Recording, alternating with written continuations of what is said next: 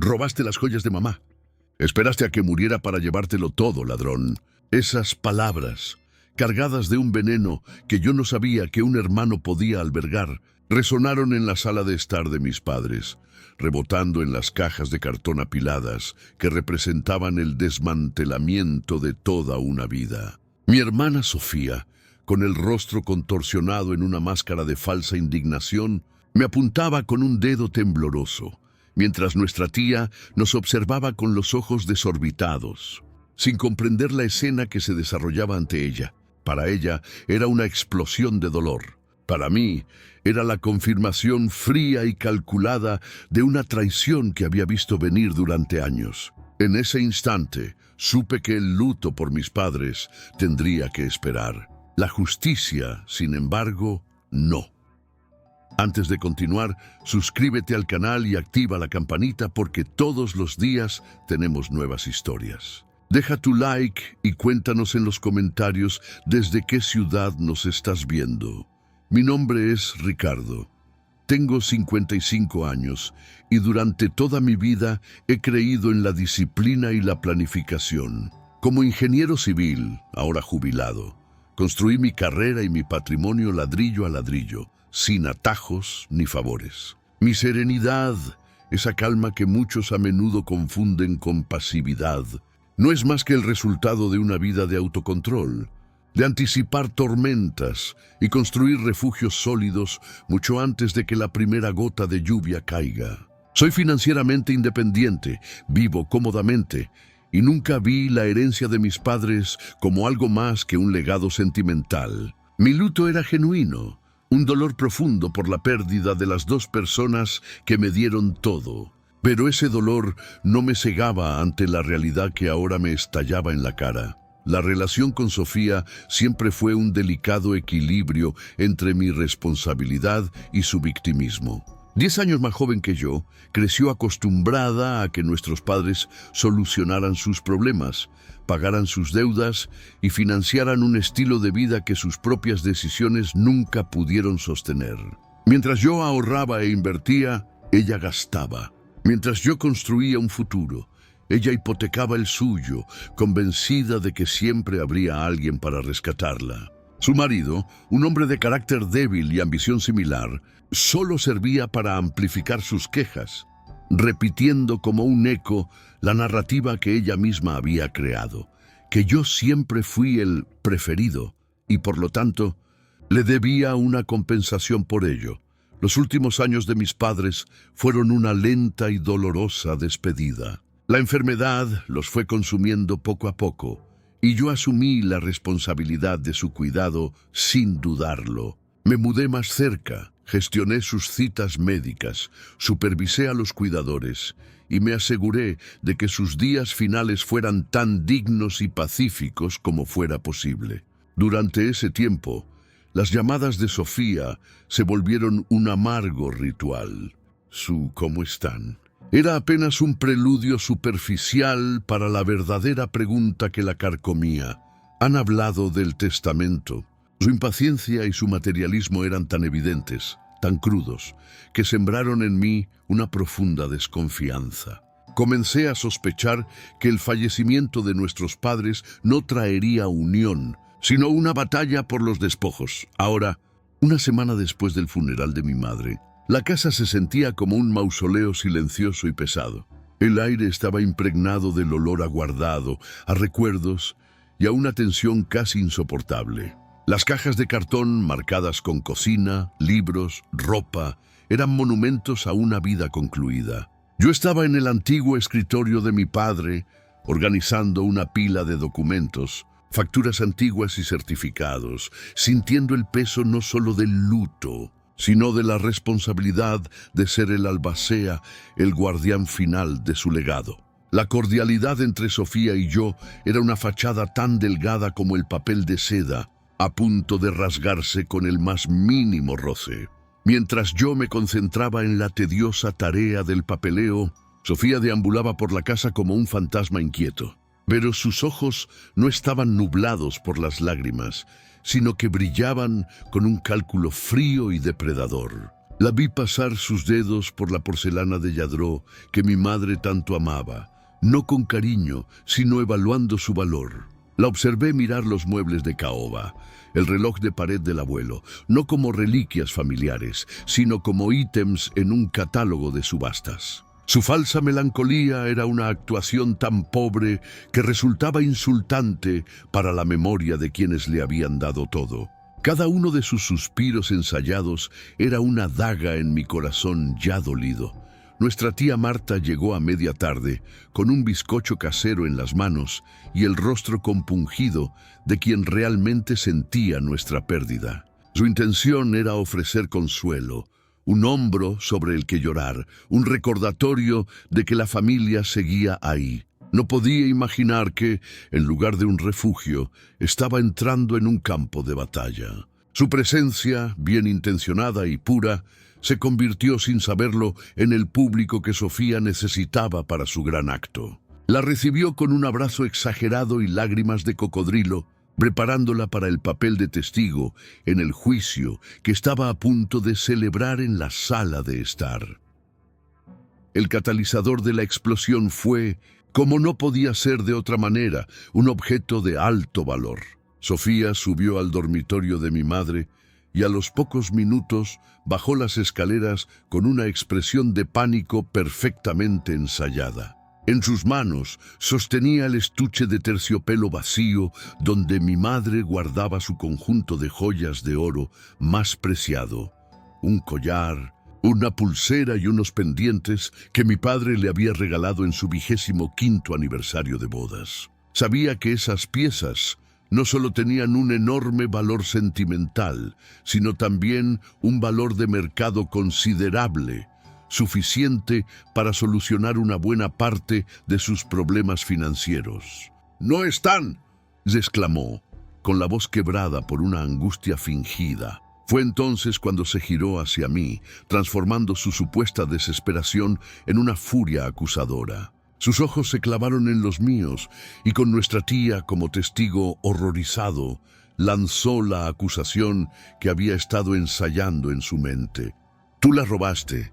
Siempre las quisiste para tu mujer. Esperaste a que mamá muriera para saquear su casa como un buitre», gritó. La palabra ladrón salió de sus labios con una facilidad escalofriante, una palabra diseñada para destruirme, para humillarme frente a la única familia que nos quedaba. La tía Marta se llevó una mano a la boca, su rostro pálido de la impresión, atrapada en el fuego cruzado de una guerra que no entendía. En mi interior, no sentí la sorpresa ni el impulso de defenderme que ella esperaba. Lo que sentí fue una extraña y gélida calma, la misma que un ingeniero siente cuando una estructura, después de mostrar grietas durante mucho tiempo, finalmente se derrumba exactamente como los cálculos habían predicho. Su acusación no era el inicio de mi plan, era la pieza final que lo activaba. Era la prueba irrefutable, pública y maliciosa de su carácter que yo necesitaba para actuar sin que nadie pudiera acusarme de ser cruel o injusto. Ella misma me había entregado el arma y había cargado la primera bala. Mi reacción la desarmó por completo. En lugar de gritar, de negar, de entrar en su juego de histeria, la miré fijamente, mantuve un silencio de varios segundos y luego dije, con una voz tan tranquila que pareció asustarla más que cualquier grito: «Esa es una acusación muy seria. Sofía, vamos a esperar a que el polvo se asiente para no tomar decisiones con la cabeza caliente». Mi pasividad calculada fue como echarle gasolina a su fuego. Creyendo que mi silencio era una admisión de culpa o debilidad, se sintió victoriosa. Es sin saber que acababa de caminar directamente hacia una trampa que yo había preparado metódicamente, pacientemente, durante los últimos 6 meses. La guerra no estaba empezando. Para ella ya estaba perdida.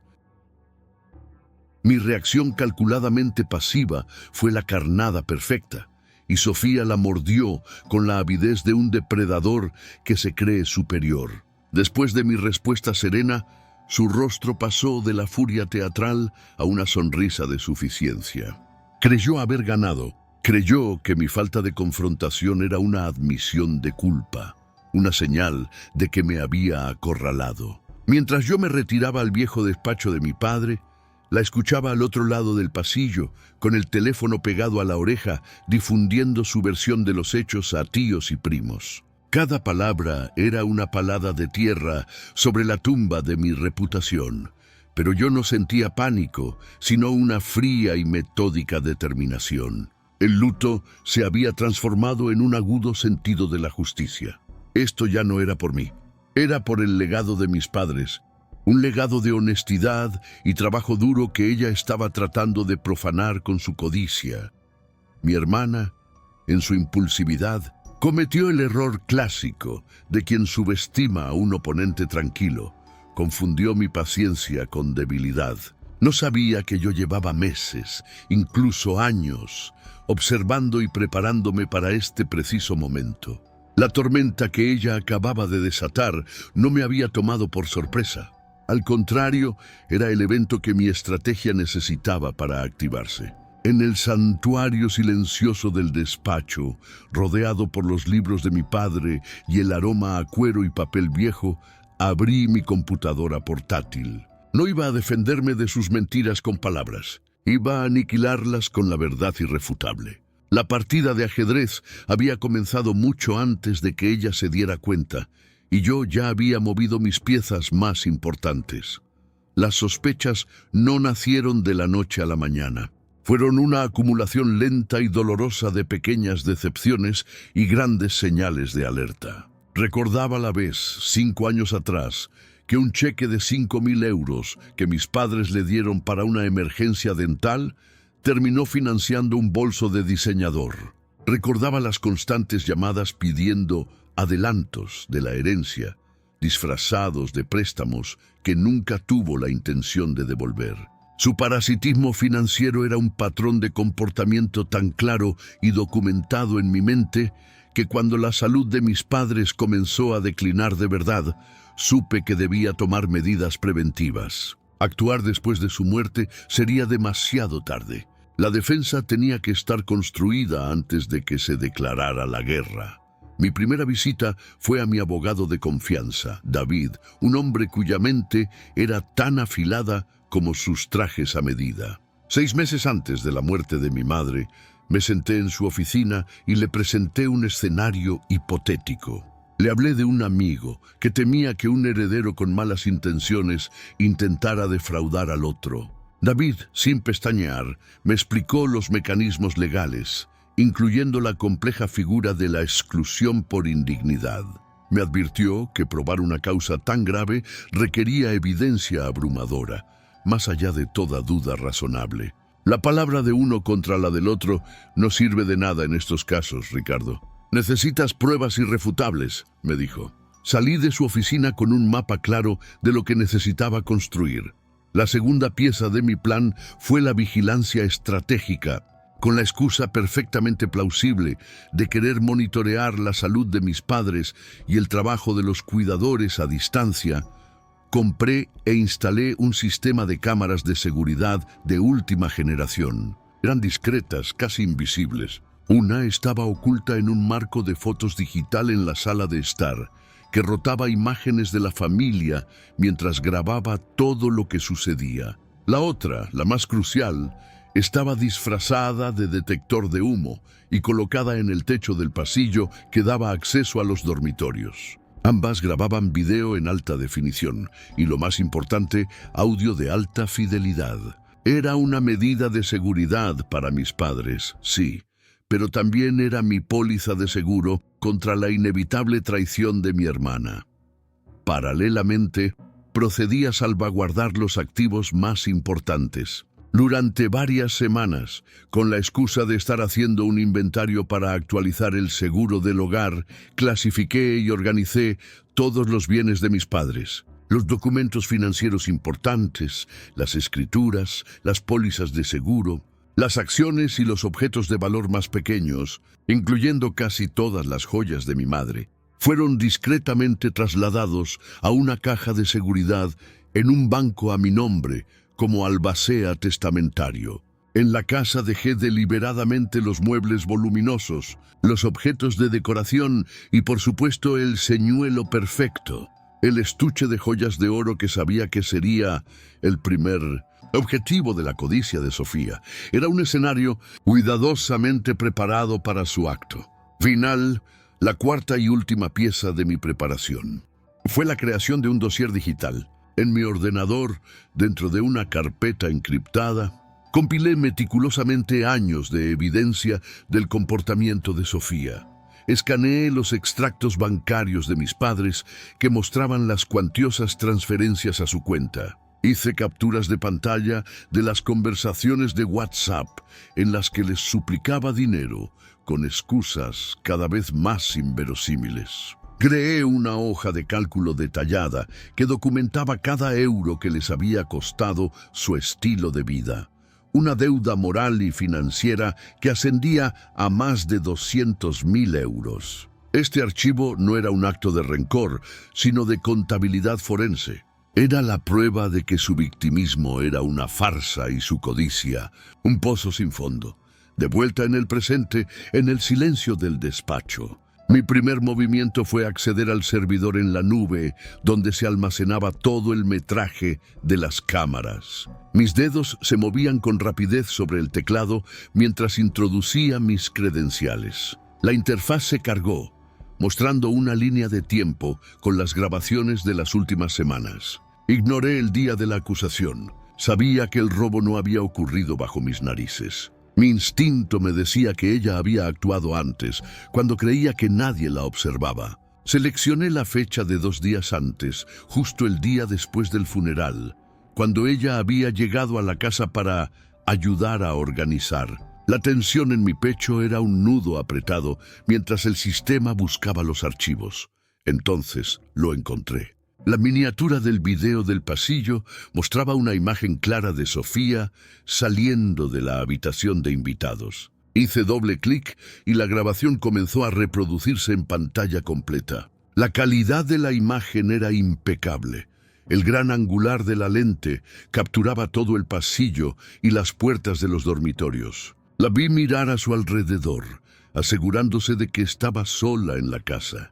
Su lenguaje corporal no era el de una hija de luto, sino el de una ladrona nerviosa a punto de cometer un crimen. Cada uno de sus movimientos era deliberado, cada mirada furtiva una confesión silenciosa de sus intenciones. El video continuó y mi corazón latía con fuerza. Sofía caminó de puntillas hasta la puerta del dormitorio de mi madre, que estaba entreabierta. Se asomó. Esperó un segundo más y luego entró. La cámara no podía ver todo el interior de la habitación, pero sí la zona del tocador. La vi acercarse directamente al antiguo joyero de madera de mi madre. No rebuscó, no dudó. Abrió el cajón superior, sacó el estuche de terciopelo azul oscuro y lo cerró con un gesto rápido y culpable. La precisión de sus acciones demostraba que no había sido un impulso, sino un acto premeditado. Sabía exactamente lo que buscaba y dónde encontrarlo. La parte más condenatoria aún estaba por llegar. Salió del dormitorio de mi madre y en lugar de volver a la sala de estar, entró rápidamente en su propia habitación, la de invitados. La puerta quedó abierta y la cámara del pasillo capturó la escena con una claridad demoledora. La vi abrir su maleta, que ya estaba medio llena. Desenvolvió el estuche de terciopelo. Lo envolvió cuidadosamente en un jersey de lana grueso para amortiguarlo y lo escondió en el fondo de la maleta, debajo de una pila de ropa. La grabación de audio era tan sensible que captó el sonido del cierre de la cremallera y su posterior suspiro, una mezcla de alivio y satisfacción. La prueba era absoluta, irrefutable y devastadora. Mientras descargaba y guardaba una copia del archivo de video en un disco duro encriptado, mi teléfono vibró. Era mi primo Carlos, llamando claramente alarmado. «Ricardo, ¿qué está pasando?» «Sofía me ha llamado llorando. Dice que has robado las joyas de la tía». Y comenzó a decir, con un tono de confusión. No le di detalles. Mantuve mi voz firme y tranquila. «Carlos, te agradezco la llamada. Solo te pido que no saques conclusiones precipitadas. Hay dos versiones en cada historia, y la verdad completa saldrá a la luz muy pronto. Confía en mí, le dije antes de colgar. Su llamada solo reforzó la urgencia de mis acciones. La red de mentiras de Sofía se estaba extendiendo rápidamente. Después de asegurar el video, abrí el dossier financiero. Repasar esos documentos avivó una tristeza profunda bajo mi fría determinación. Entre los archivos encontré algo que había olvidado. Una copia de un correo electrónico que mi padre le había escrito a su mejor amigo un año antes. En él le confesaba su angustia por la actitud de Sofía. «No sé en qué fallamos, Jorge», escribió. «Su obsesión por el dinero, su resentimiento hacia su hermano. Me temo que cuando ya no estemos, esto destrozará lo poco que queda de nuestra familia». Leer las palabras de mi padre, sentir su dolor, transformó mi misión. Ya no se trataba de proteger mi herencia o mi nombre. Se trataba de cumplir el último deseo de mi padre, restaurar la justicia en la familia que él tanto amó.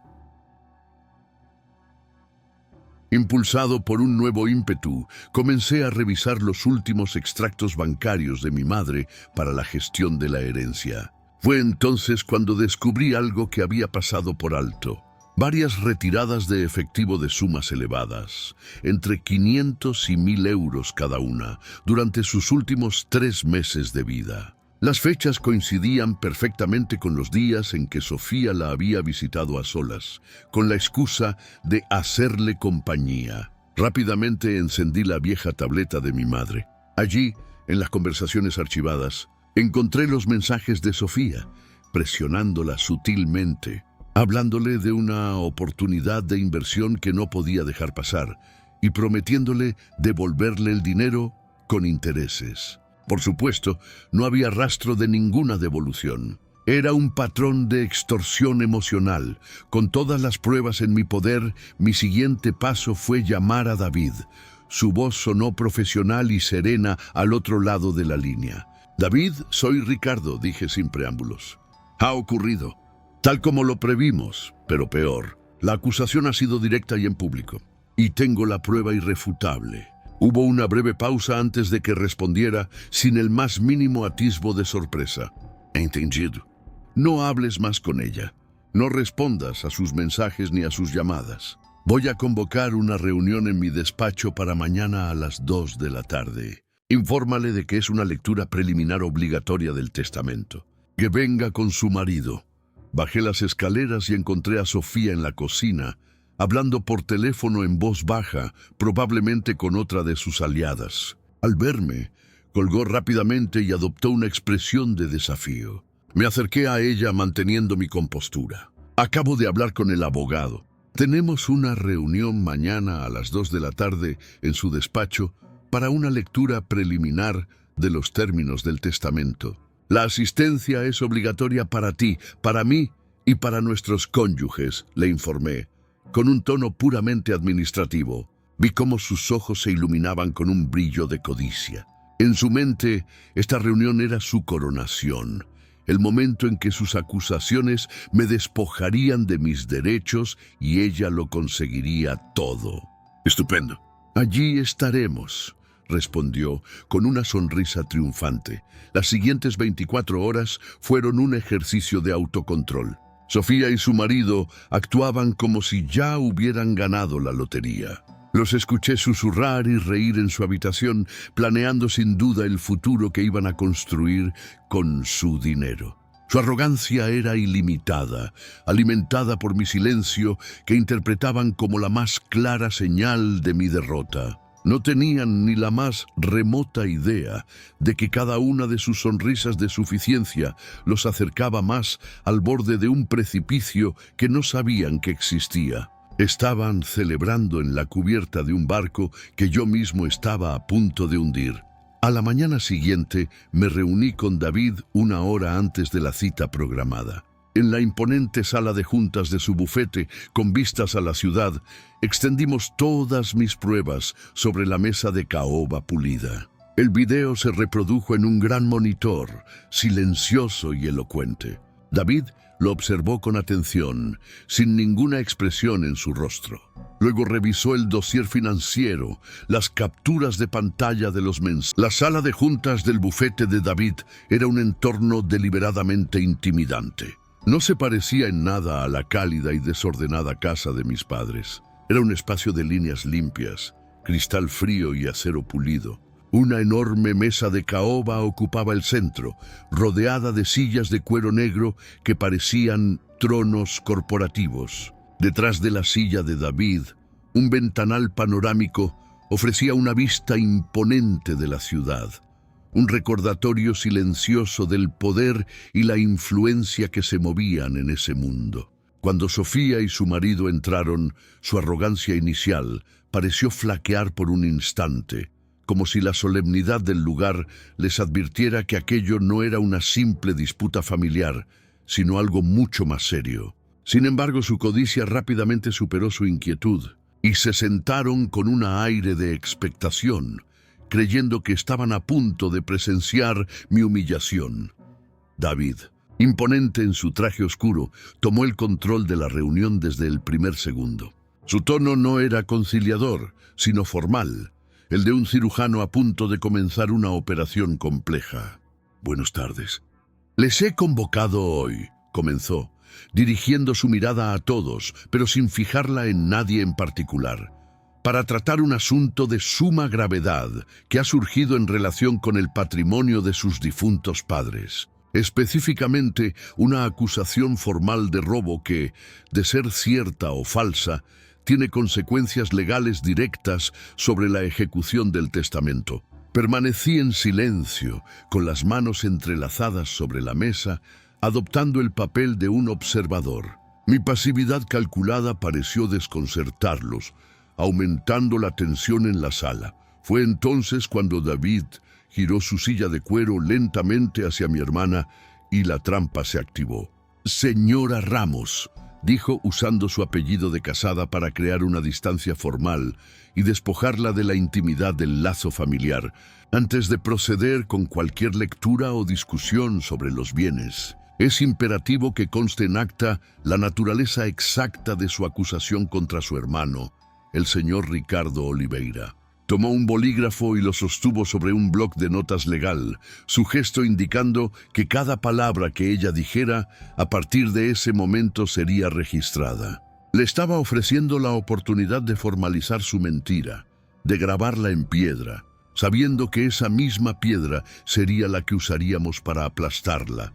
Envalentonada por lo que percibió como un procedimiento a su favor, Sofía se lanzó a su actuación. Las lágrimas brotaron de sus ojos con una sincronización perfecta.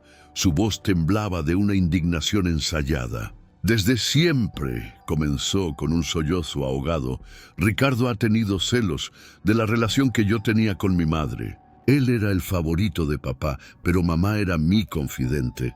Siempre le molestó que mamá me regalara cosas, especialmente sus joyas. Pintó un cuadro vívido de mi supuesta codicia, afirmando que me había visto merodeando cerca del dormitorio de mi madre en varias ocasiones y que, tras el funeral, aproveché el caos para finalmente tomar lo que siempre había codiciado.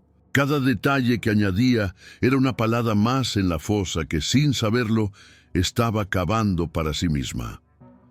Cuando terminó su dramático monólogo, David, con una paciencia gélida, se volvió hacia su marido. «¿Y usted, señor Ramos, corrobora esta versión de los hechos? ¿Fue testigo de alguna conducta que sustentara las sospechas de su esposa?» El hombre, un cómplice entusiasta en la búsqueda de una fortuna inmerecida, asintió vigorosamente.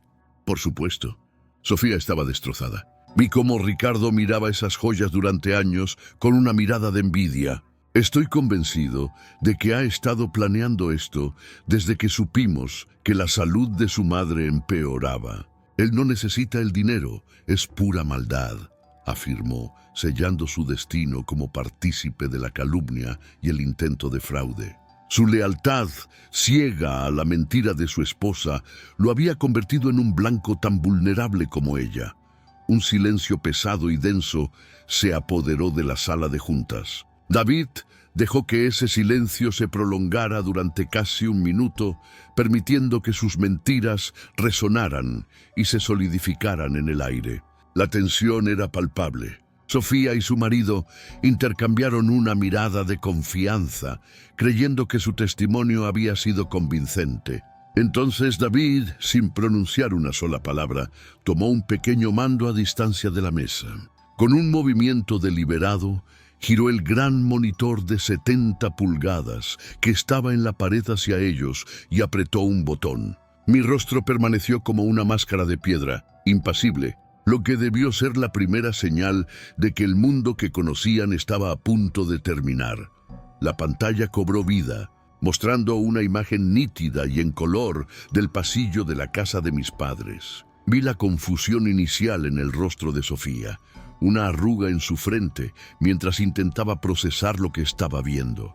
Esa confusión se transformó rápidamente en una mueca de horror paralizante cuando se reconoció a sí misma en la pantalla, de pie, en ese mismo pasillo. Su piel perdió todo su color, volviéndose de un blanco ceroso. Su expresión de suficiencia se disolvió como el azúcar en el agua, reemplazada por el pánico puro y absoluto de quien ha sido atrapado en su propia mentira. El video apenas había comenzado, pero su juicio ya había terminado.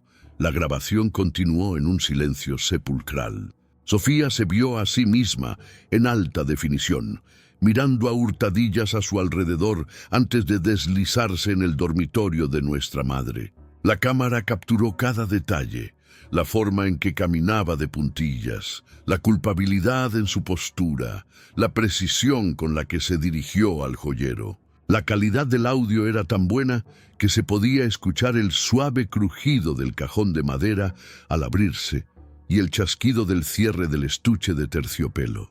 No había lugar para la duda, ni margen para la interpretación. Era la verdad, cruda y sin editar, proyectándose ante sus ojos.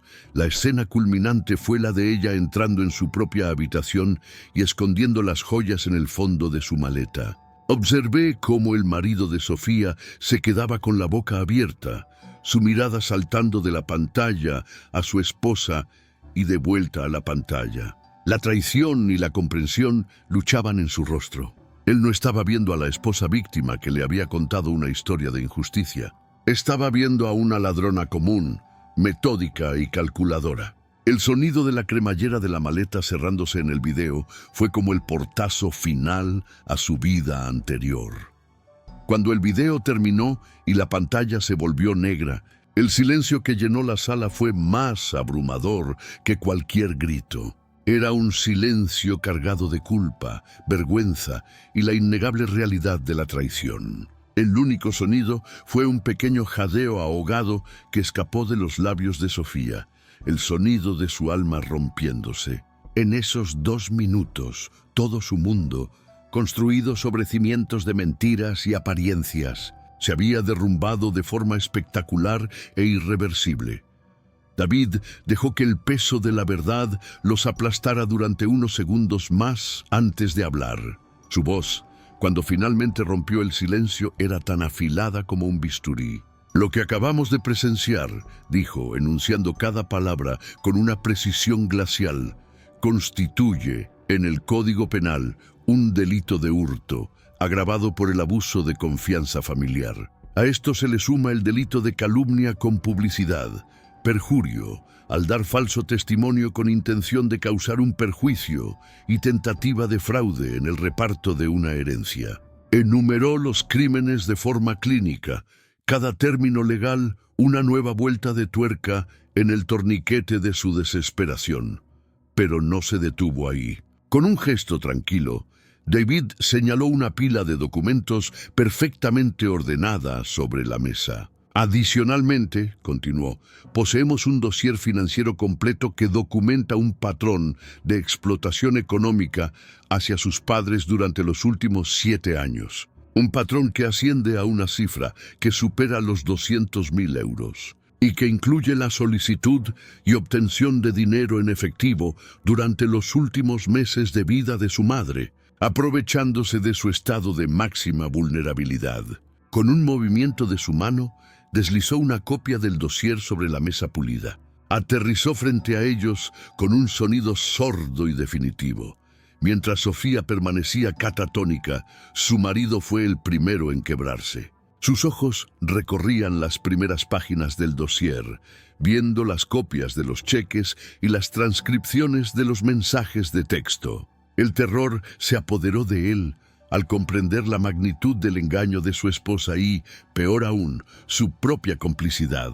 Se volvió hacia ella, con la voz temblorosa, una mezcla de ira y pánico. «Sofía, ¿qué es todo esto?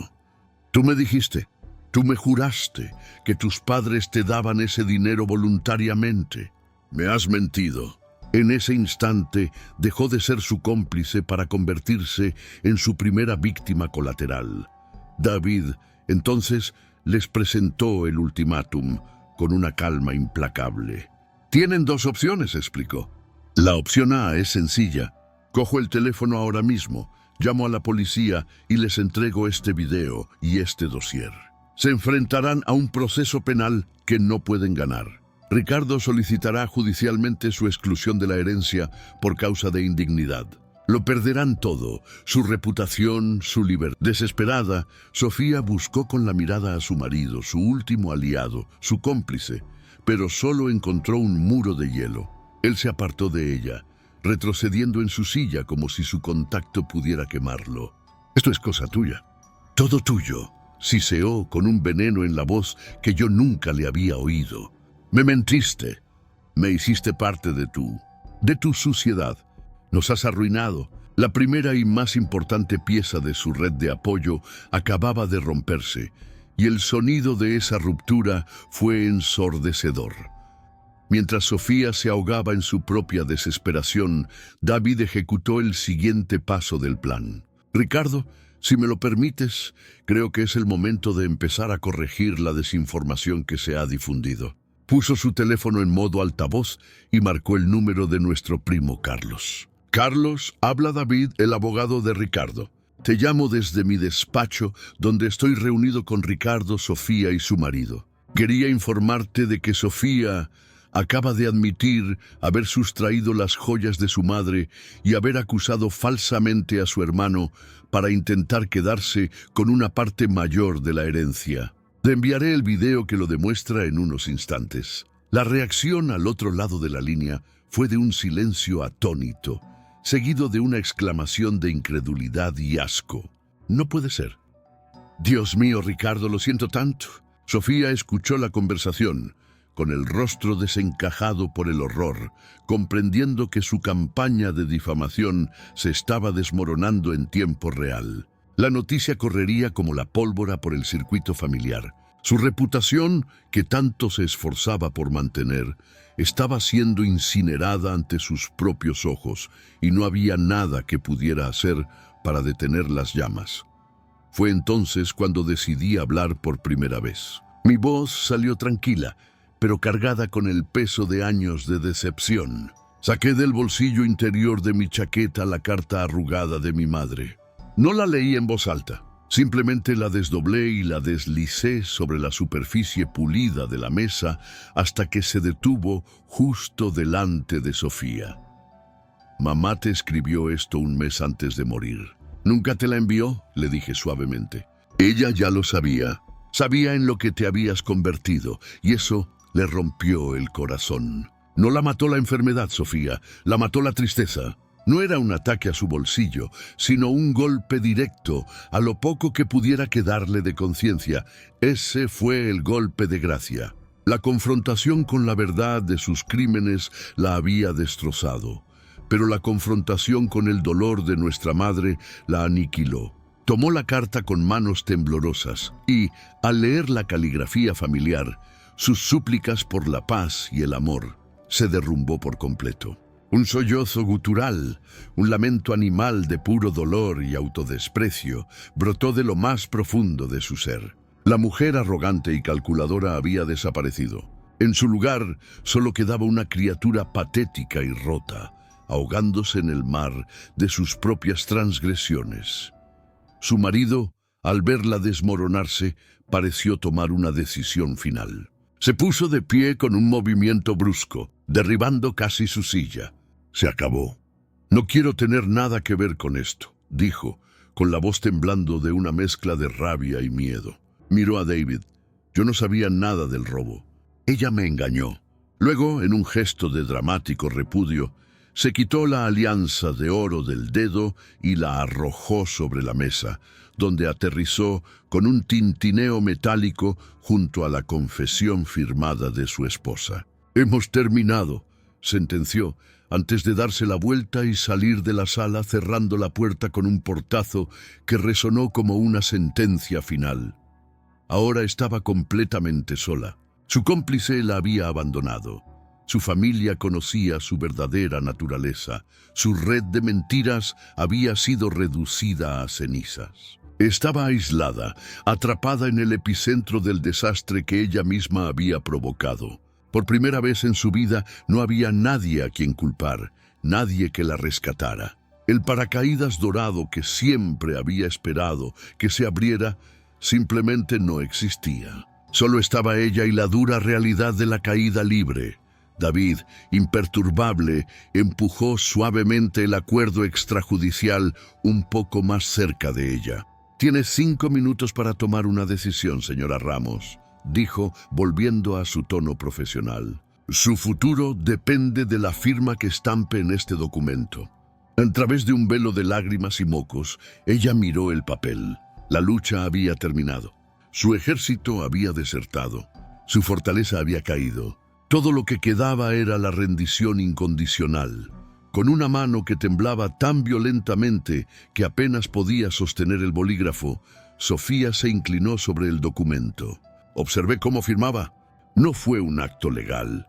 Fue un ritual de capitulación. Cada trazo de su nombre era una admisión de su culpa, una aceptación de su derrota, una renuncia a la vida que había conocido. Había entrado en esa sala esperando ganar una fortuna. Salió habiendo perdido absolutamente todo lo que importaba. Su marido, el respeto de su familia, su estatus, su honor y, lo más importante, el control sobre su propio destino. Las consecuencias, largamente pospuestas, habían llegado finalmente, y eran totales, implacables y absolutamente devastadoras. La mujer que salió del despacho de David no era la misma que había entrado. La arrogancia había sido arrancada de su rostro, dejando una máscara vacía de shock y desolación. Su primer contacto con la nueva realidad fue brutalmente mundano. Su marido se había marchado en el único coche que tenían, abandonándola en la acera de un distrito financiero que de repente le pareció un planeta extraño y hostil. Observé desde la ventana cómo intentaba con manos temblorosas llamar a un taxi en su teléfono. Ese pequeño gesto, para una mujer que consideraba el transporte público como algo para la gente común, fue el prólogo humillante del nuevo libro de su vida.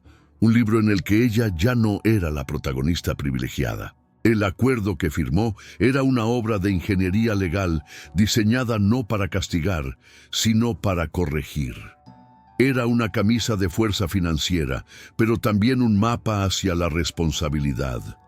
La primera cláusula exigía la devolución inmediata de las joyas, lo que hizo esa misma tarde entregándoselas a un mensajero de David con la cabeza gacha. La segunda estipulaba su renuncia voluntaria al 30% de su parte de la herencia, un capital que se transfirió a un fideicomiso destinado a saldar las deudas documentadas que mis padres habían contraído para financiar sus excesos. La tercera y más crucial bloqueaba el resto de su herencia, liberándola en pequeños estipendios mensuales condicionados a una prueba verificable de que mantenía un empleo a tiempo completo. El banco familiar había cerrado sus puertas para siempre. Una de las cláusulas más importantes, para mí, fue la que ordenaba la venta inmediata de la casa de nuestros padres, con todo el proceso gestionado por el bufete de David. Esta medida era esencial para cortar el último vínculo financiero que nos unía, eliminando cualquier posible fuente de conflicto futuro. Ver a la empresa de mudanzas vaciar la casa de mi infancia fue una experiencia agridulce. Cada mueble que salía por la puerta era un recuerdo que se iba, pero también era la eliminación de un campo de batalla. Estaba cerrando un doloroso capítulo de nuestra historia familiar para permitir, o más bien forzar, el comienzo de uno nuevo y necesario. El fondo del pozo para Sofía fue una caída rápida y sin amortiguación. Su divorcio fue un asunto rápido y sórdido. Sin el respaldo financiero de mi familia, su exmarido, ahora viéndose a sí mismo como una víctima de su engaño, luchó con uñas y dientes. Al final, ella se quedó con muy poco. Se vio obligada a vender el coche de lujo que tanto adoraba para pagar las costas legales y a mudarse de su espacioso apartamento en el barrio de Salamanca a un minúsculo piso de alquiler en una zona obrera de la ciudad.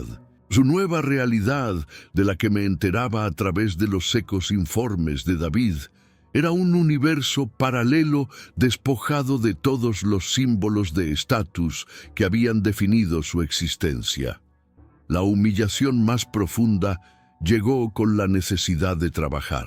Sin una carrera real ni habilidades especializadas, sus opciones eran deprimentemente limitadas. Después de semanas de búsqueda infructuosa, consiguió un puesto como dependienta en la sección de moda femenina de unos grandes almacenes. No podía evitar imaginar la ironía cáustica de su situación. La mujer que basaba su autoestima en llevar ropa de diseñador de miles de euros, ahora pasaba 8 horas al día doblándola y ordenándola para clientas que a menudo la trataban con la misma condescendencia que ella solía mostrar a los demás. El universo le estaba devolviendo un amargo reflejo de sí misma. El destino de su exmarido fue un epílogo revelador. Una vez desconectado de la fuente de dinero que representaba mi familia, su propia falta de carácter y de impulso quedó al descubierto. Según supe, intentó iniciar varios negocios que fracasaron estrepitosamente, acumulando deudas y quemando los pocos puentes que le quedaban. Se convirtió en un hombre a la deriva, un claro ejemplo de que la codicia, sin inteligencia ni trabajo duro, es simplemente un camino más rápido hacia la ruina. Su caída sirvió para reforzar la idea de que la tormenta que yo había desatado solo había acelerado el derrumbe de estructuras que ya estaban podridas por dentro. Pasaron los meses y los informes de David documentaban una lenta y reacia adaptación. La necesidad de cumplir con el requisito laboral para recibir su estipendio mensual le impuso una rutina y una disciplina. Esta revelación marcaría el cambio más importante, el traspaso de la culpa. Por primera vez, dejaría de verse como la víctima de la maquinación de su hermano mayor y empezaría a verse como la única arquitecta de su propia ruina. El peso de la responsabilidad que siempre había colocado sobre los hombros de los demás, de nuestros padres por consentirla, de mí por ser el favorito, de su marido por no ser lo suficientemente rico, finalmente se asentaría sobre los suyos. Sería un peso aplastante, pero también liberador, porque asumir la responsabilidad de tu pasado es el único modo de poder construir un futuro diferente. A partir de ese momento, su motivación cambió. Los informes de David comenzaron a reflejar una nueva actitud. Ya no trabajaba solo para cobrar el estipendio. Empezó a esforzarse en su empleo. Dejó de llegar tarde. Empezó a ser proactiva. Dejó de ver su trabajo como un castigo y comenzó a verlo como una oportunidad. Su objetivo ya no era recuperar su antigua vida de lujo. Esa vida ahora le parecería vacía y vergonzosa. Su nuevo objetivo era mucho más simple y mucho más profundo: construir una vida, por modesta que fuera, de la que pudiera sentirse orgullosa. Empezaron a aparecer pequeños signos de dignidad. La jefa de su sección en los grandes almacenes, que en un principio la consideraba una empleada problemática, empezó a valorar su trabajo. Recibió un pequeño aumento, no por derecho, sino por mérito. Se matriculó en un curso nocturno de gestión de ventas online. Eran pequeños pasos, pero todos en la dirección correcta. todos impulsados por un deseo genuino de superación personal, no por la avaricia de recuperar lo que había perdido. Un día, recibí un correo electrónico de David, reenviándome un mensaje que Sofía le había enviado a él, con instrucciones de que me lo hiciera llegar. No era una súplica, ni una disculpa florida, ni una petición para renegociar el acuerdo. Eran solo dos frases escuetas y directas. Ahora lo entiendo. Gracias por no haber llamado a la policía. Ese breve mensaje fue su bandera blanca, su reconocimiento de que en mi justicia había habido una dosis de misericordia. Fue la primera comunicación real que habíamos tenido en casi un año. Leí el mensaje varias veces. No sentí una oleada de triunfo ni de satisfacción. Lo que sentí fue un alivio tranquilo y sombrío. Mi objetivo nunca fue su destrucción, sino el cese de la destrucción que ella causaba. Su mensaje era la prueba de que el doloroso tratamiento estaba funcionando. Decidí no responder. El canal de comunicación debía seguir siendo a través de los abogados. Su camino era suyo y debía recorrerlo sola. Mi papel en su vida había terminado. Sofía comenzó a forjar una nueva identidad. Ya no era Sofía Ramos, la socialité caída en desgracia, ni Sofía Oliveira, la hija parásita. Ahora era simplemente Sofía, la subgerente de la sección de moda, la vecina tranquila que siempre saludaba en el ascensor. Estaba descubriendo un tipo de respeto que el dinero no puede comprar. El respeto que se gana a través de la fiabilidad, el trabajo duro y la integridad. Era un respeto menos glamuroso, pero infinitamente más sólido. Tener que sudar por cada euro le enseñó su verdadero valor. Aprendió a hacer un presupuesto, a ahorrar para un imprevisto, a diferenciar entre lo que necesitaba y lo que simplemente deseaba. La mujer que una vez gastó el equivalente a mi sueldo de un mes en un par de zapatos, sin pensarlo 2 veces. Ahora encontraba una profunda satisfacción en la simple seguridad de saber que podía pagar sus facturas y que le quedaba un poco para ahorrar. Estaba aprendiendo el lenguaje de la autosuficiencia. La vi una vez más, casi 2 años después del incidente. Estaba esperando en un paso de peatones. Su aspecto había vuelto a cambiar. El cansancio había sido reemplazado por una especie de calma. Las líneas de su rostro, antes marcadas por el descontento y la tensión, se habían suavizado. Parecía mayor, sí, pero también parecía estar, por primera vez en su vida, en paz consigo misma. Ya no luchaba contra el mundo. Había encontrado su lugar en él. La prueba definitiva de su transformación llegó hace unos meses. David me llamó, algo inusual. «Tengo que contarte algo», dijo. «Tu hermana ha contactado conmigo.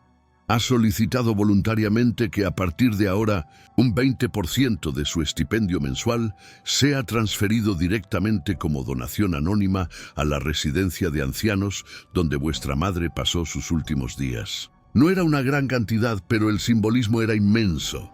Era su acto de contrición, su forma de honrar la memoria que una vez había insultado con su codicia.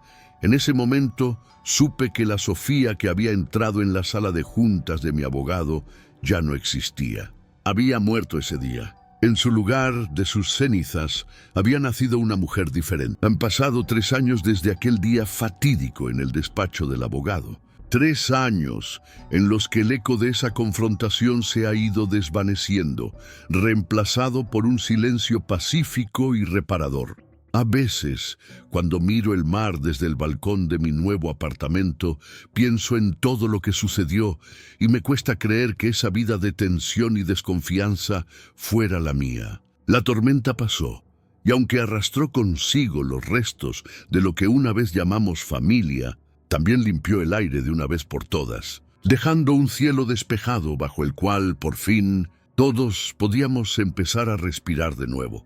Poco después de que la casa de mis padres fuera vendida, tomé mi propia decisión. Vendí mi casa, empaqué mis cosas y me mudé a una pequeña ciudad costera a cientos de kilómetros de distancia. Necesitaba un nuevo comienzo, un lugar sin recuerdos dolorosos en cada esquina. Aquí, mi vida es sencilla. Doy largos paseos por la playa. Leo los libros que siempre posponía y disfruto de la calma que me fue negada durante tanto tiempo. Ya no siento el peso de la responsabilidad por la vida de otra persona, ni la ansiedad de anticipar la siguiente crisis. He encontrado una ligereza que no sabía que era posible, una paz que es el verdadero y único tesoro que anhelaba. A través de David, que todavía administra el fideicomiso, recibo actualizaciones esporádicas y profesionales sobre Sofía. Su vida se ha estabilizado en una modestia que antes le habría parecido una pesadilla. Sigue trabajando en los grandes almacenes donde por su esfuerzo y constancia ha sido ascendida a jefa de planta. Vive en el mismo pequeño apartamento que, según me han dicho, ha decorado con sencillez pero con gusto. Ha formado un pequeño pero sólido círculo de amigos, gente de su trabajo, con quienes comparte una relación basada en el afecto genuino y no en el interés. Vive sin lujos, pero también vive sin deudas, sin mentiras y sin la constante ansiedad de mantener una farsa. Ha encontrado la dignidad en una vida honesta.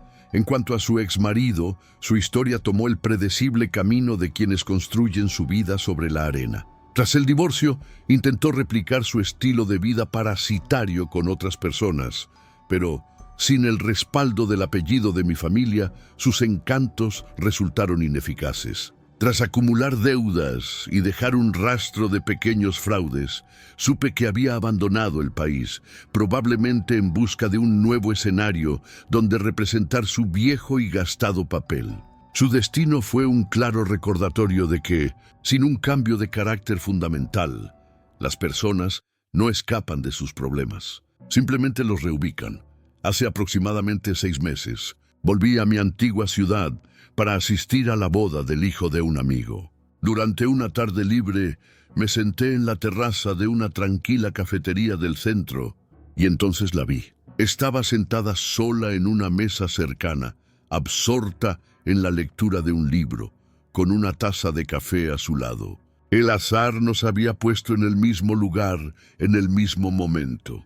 Levantó la vista y nuestras miradas se cruzaron. Por un instante el tiempo se detuvo. No hubo sorpresa, ni ira, ni siquiera tristeza. Solo un momento de reconocimiento silencioso a través del abismo que nos separaba. Incliné levemente la cabeza en un gesto de saludo. Ella me devolvió el gesto, un movimiento casi imperceptible, antes de volver a su libro. En esa mirada compartida, en ese silencioso intercambio, se dijo todo lo que quedaba por decir. Ambos entendimos que nunca podríamos volver a ser los hermanos que fuimos, porque esa relación había estado construida sobre cimientos defectuosos de condescendencia y resentimiento. El vínculo, en su forma anterior, estaba irreparablemente roto, pero en su lugar no había odio, sino una distancia serena y respetuosa. La guerra había terminado hacía mucho tiempo, y la paz que la siguió, aunque solitaria, era real. Cada uno había encontrado su propio camino, y esos caminos ya no necesitaban cruzarse. Al alejarme de la cafetería, sentí una profunda sensación de cierre. No había culpa en mi corazón.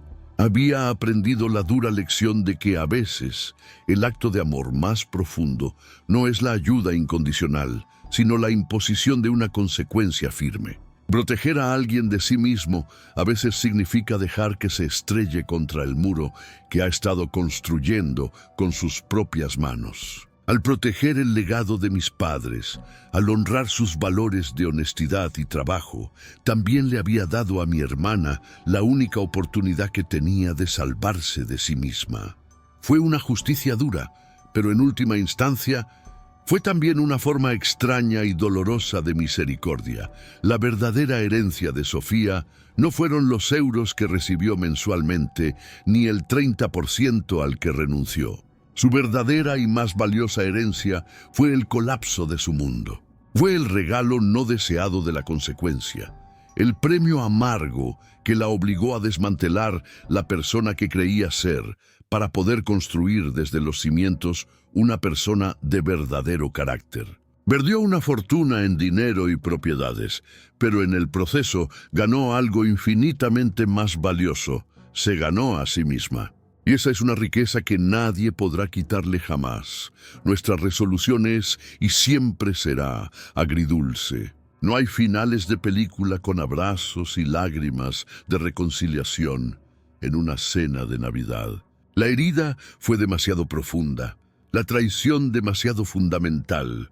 La confianza, una vez pulverizada, no puede ser reconstituida. Por eso, la verdadera paz no reside en la restauración de nuestra relación, sino en el crecimiento individual que ambos experimentamos por separado. La justicia se impartió y, como resultado, una familia disfuncional se rompió para permitir que dos individuos, por fin, encontraran su propio equilibrio. La lección final de esta historia es que la estrategia paciente y la verdad documentada son las armas más poderosas contra la codicia impulsiva y la falsedad. Demuestra que la verdadera fortaleza no reside en las confrontaciones ruidosas, ni en los arrebatos de ira, sino en la preparación silenciosa, en la observación meticulosa y en la ejecución de un plan que no busca la venganza, sino el reequilibrio de la balanza. La justicia, a menudo, no es un acto pasional, sino un cálculo preciso. Al final, el verdadero legado de nuestros padres no estaba en las escrituras de una casa o en las cifras de una cuenta bancaria. Su verdadero legado eran los valores que intentaron inculcarnos. Sofía, en su doloroso viaje, tuvo que aprenderlos de la manera más difícil. Yo tuve que honrarlos tomando las decisiones más difíciles. El valor de una persona no se mide por lo que tiene, sino por lo que es, no por la imagen que proyecta, sino por la integridad que demuestra cuando nadie la está mirando. Esa es la única verdad que perdura cuando todo lo demás se ha convertido en polvo y recuerdo. Si te ha gustado esta historia, apóyanos con un like, suscríbete al canal y deja tus opiniones en los comentarios. Para escuchar la siguiente historia, haz clic en la caja que aparece en la pantalla. Gracias por acompañarnos.